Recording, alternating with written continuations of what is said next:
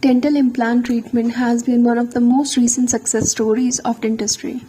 The use of dental implants in the treatment of complete and partial edentulosum has become an integral treatment modality in prosthetic dentistry.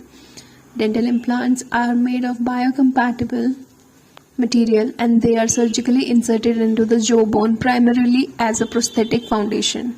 They may be endosteal implants, periosteal implants, transosteal implants according to their relationship to the bone.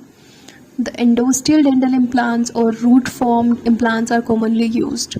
Endosteal dental implants are similar to the natural tooth root, and restoration of missing teeth primarily does not need adjacent tooth support. Also, implant stimulates the supporting bone and maintains its dimension similar to that of healthy roots. Implant-supported prosthesis does not require soft tissue support and improve oral comfort. Thus, implant-supported prosthesis offers several advantages over the removable and fixed partial dentures. So, implants classification. Dental implants may be broadly classified in relationship to the bone and the biomaterials used. They may be endosteal, periosteal, transosteal in relationship to the bone. So what is endosteal implant? It is a device that placed into the alveolar or basal bone in the mandible or maxilla transects only one cortical plate. The endosteal implants may be root form or the blade form implants. These implants are formed in different shapes such as cylindrical cones or thin plates and can be used in all areas of the mouth. One example of endosteal implant is blade implant. Consists of thin plates embedded into bone. They are used for narrow spaces such as posterior edentulous areas. Their application in modern implantology is minimal. The root form implants use a vertical column of bone similar to the root of natural tooth. The term root form is recognized by the American Academy of Implant Dentistry in 1988. The root forms offer the advantages such as usage in multiple intraoral locations, uniformly precise implant site preparation, and the cost of failure similar to the tooth loss. They may be described based on the shape of the implant abutment surface, abutment connection, and also the implant surface and coating. Then is subperiosteal implants. It employs an implant substructure and superstructure. The custom cast frame is directly beneath the periosteum, overlying the bony cortex. It can be used to restore partially dentate or completely edentulous jaws and is used when there is inadequate bone for endosseous implants.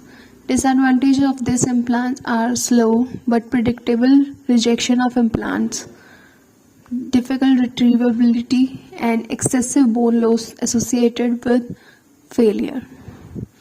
Then transosteal implants. It combines the both subperiosteal and endosteal components. This type of implants penetrate both cortical plates and passes through the full thickness of the alveolar bone. This type of implant is restricted to the anterior area of mandible and provides support for tissue bone over dentures. There is epithelial implant. This is inserted into the oral mucosa and now it is no longer used. Then we have to discuss about the implant macro design. They may be of three primary types: cylinder root forms, screw root forms, and combination forms.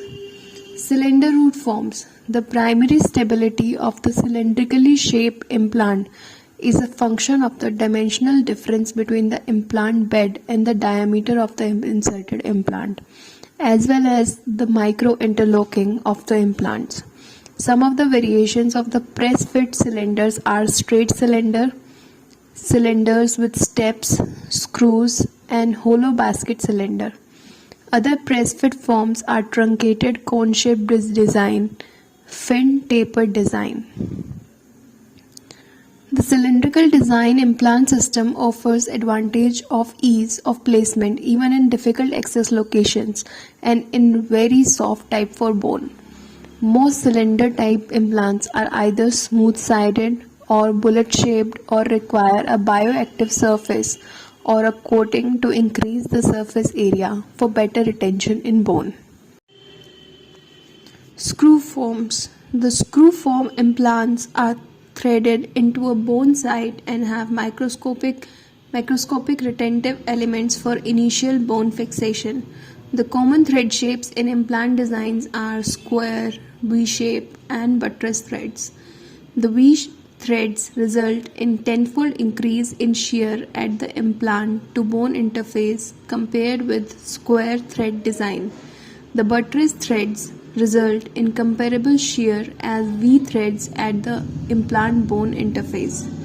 Some of the threaded screw variations are straight, tapered, conical, ovoid, and expanding body. Some examples are Brainmark screw, ITI, Bonefit screw, Lederman screw, TPS screw. The new screw designs include pan head screws with fewer threads and long shank for optimal elongation. Then combination root forms. They possess macroscopic features of both cylinder and screw root forms.